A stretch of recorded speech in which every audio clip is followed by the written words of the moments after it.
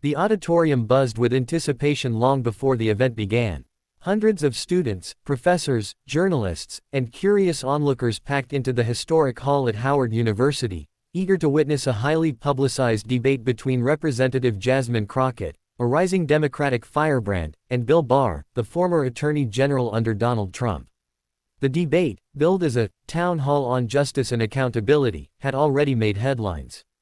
The pairing was unusual. One, a young, outspoken congresswoman from Texas known for her razor-sharp wit and fearless courtroom-like arguments. The other, a seasoned Washington insider, infamous for shielding Trump during his presidency and for his controversial takes on executive power. The stakes were high. Cameras from CNN, MSNBC, and even Fox were rolling. Social media influencers had their phones poised to capture every second. People weren't just here for political analysis, they were here for drama, sparks, and possibly fireworks. As the moderator introduced the guests, Barr stepped forward first. He adjusted his glasses, his face carrying the smug confidence of a man used to lecturing rooms filled with deference. Jasmine Crockett followed, striding across the stage in a fitted navy suit, heels clicking against the wooden floor.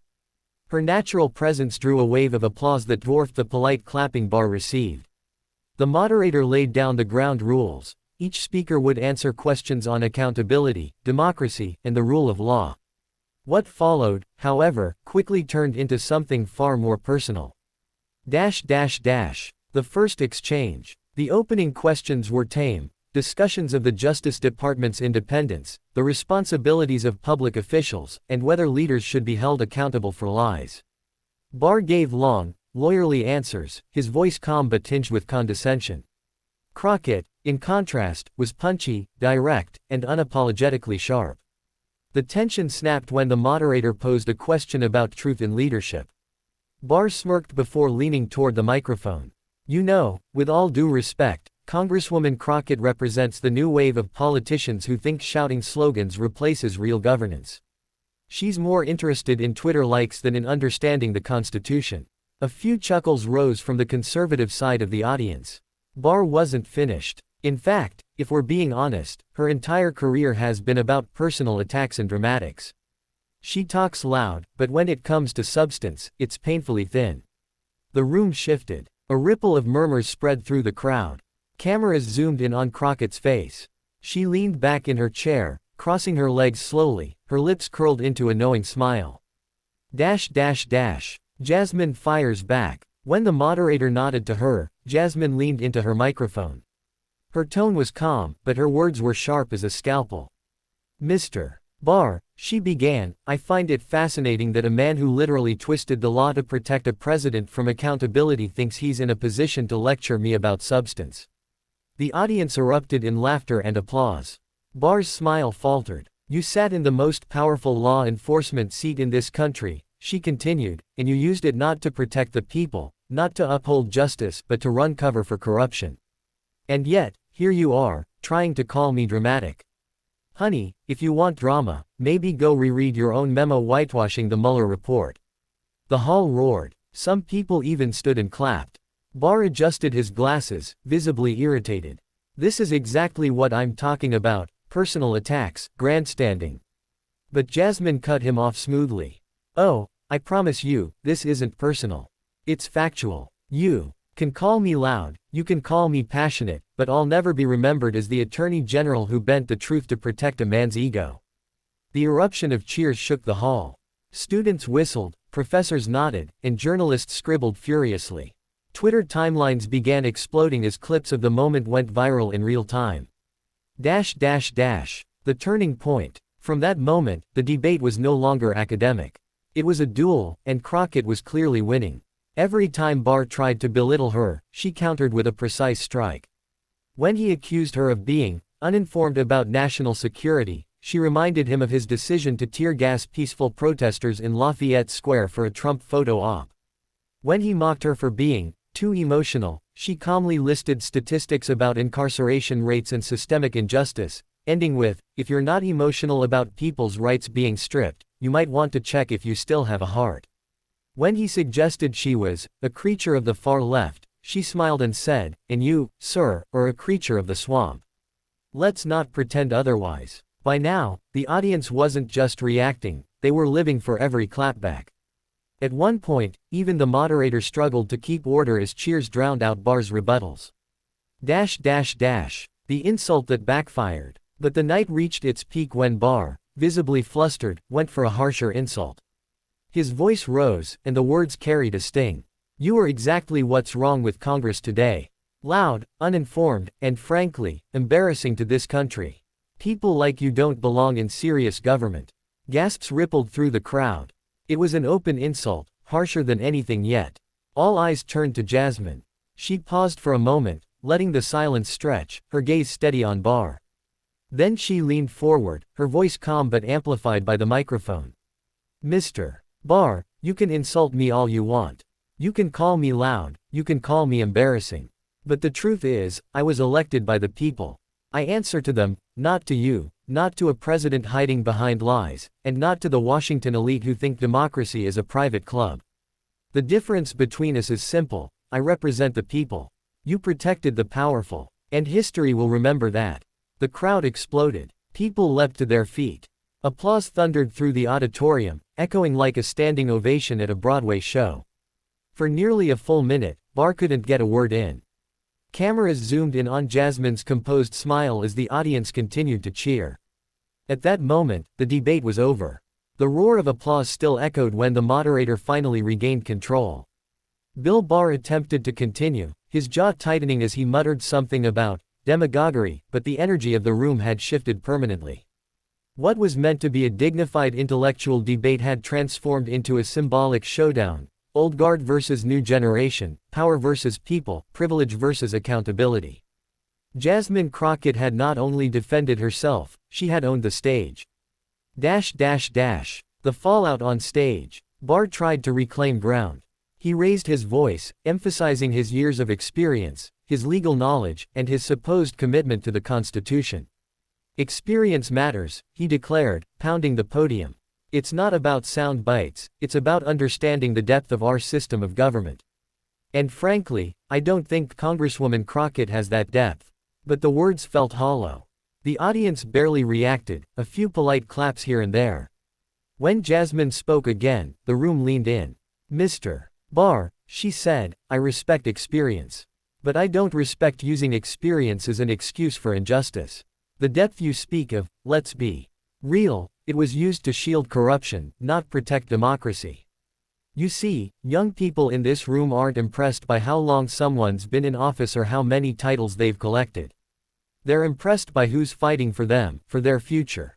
And that's why they're cheering, not because I'm perfect, but because they see I'm willing to speak the truth." Her words landed with precision. Students in the crowd nodded furiously. Professors exchanged approving looks. Even some older attendees smiled, as if recognizing that history was shifting before their eyes. The social media explosion. By the time the debate wrapped, clips of the confrontation were already dominating social media.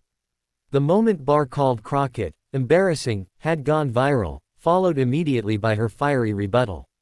Hashtags like #Crockett clapback and #standing ovation trended across Twitter and TikTok. One video showing the audience's eruption after her speech racked up 1 million views within the hour. A meme of Barr's stunned face, captioned, "When you realize the room isn't on your side," spread like wildfire. Commentators jumped in instantly. Progressive voices hailed Crockett as the fighter Democrats need. Conservative pundits scrambled to defend Barr, accusing Crockett of grandstanding. Neutral analysts admitted that, no matter one's politics, she had dominated the stage.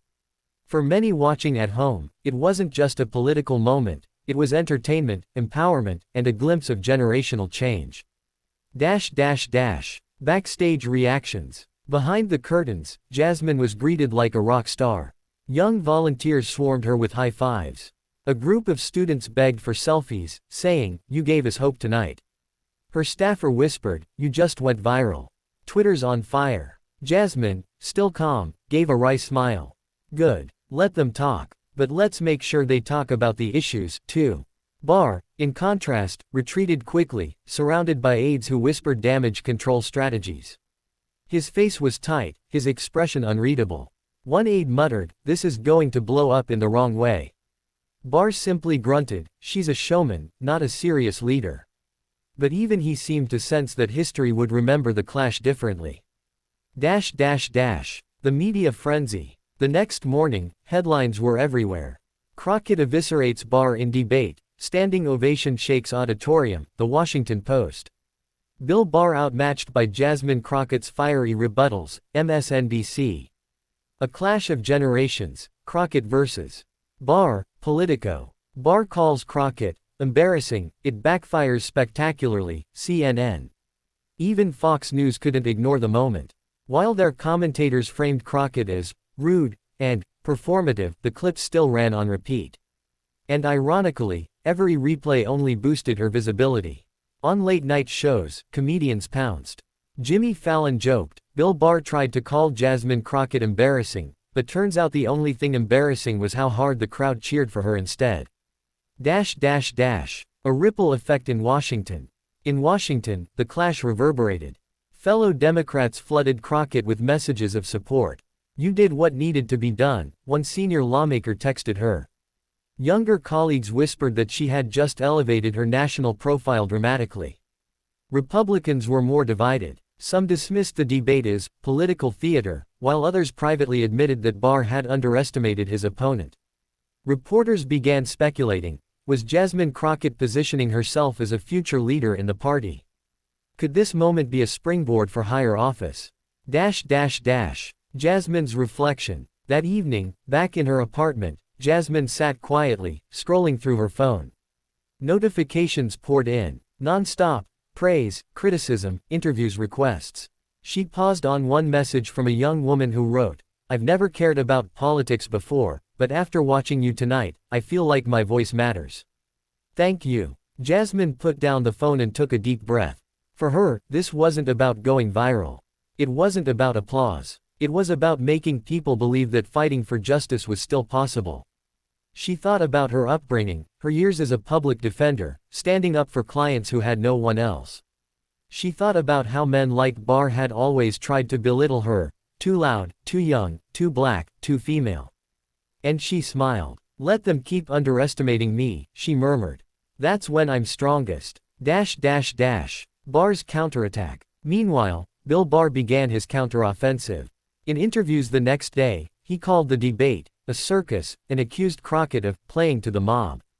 "She's not serious about governance," he insisted on Fox News. "She's a soundbite machine, and unfortunately, that's what the media loves today." But even as he spoke, the split screen showed Crockett's viral clapbacks, undermining his every word. The more he complained, the more people shared the clips. The lasting impact. Weeks later, the moment was still being discussed. College students across the country replayed the videos. Progressive groups used the debate as a rallying point for fundraising. Even in conservative circles, there was grudging respect for how Crockett had held her own. In classrooms, professors taught the exchange as an example of rhetorical strategy, how passion combined with facts could dismantle even the most seasoned opponent. Most importantly, the debate had ignited something larger, a sense that politics didn't have to be dry or elitist. That people's voices, when spoken with courage, could cut through the noise. Epilogue. A symbol beyond politics.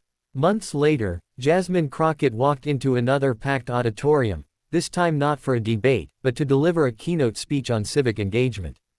The room erupted as she entered, not because of who she had sparred with, but because of what she now represented. She began her speech with a line that instantly drew cheers. "They told me I was too loud. They told me I was too much. And yet, here we are, still talking about truth, still fighting for justice, and still refusing to be silenced." The applause that followed reminded everyone of that night when she stood her ground, faced down an insult meant to diminish her, and turned it into a rallying cry that echoed across the nation. For Jasmine Crockett, it was never just about winning an argument. It was about proving that the voice of the people, fierce, unfiltered, and unapologetic, could still shake the halls of power.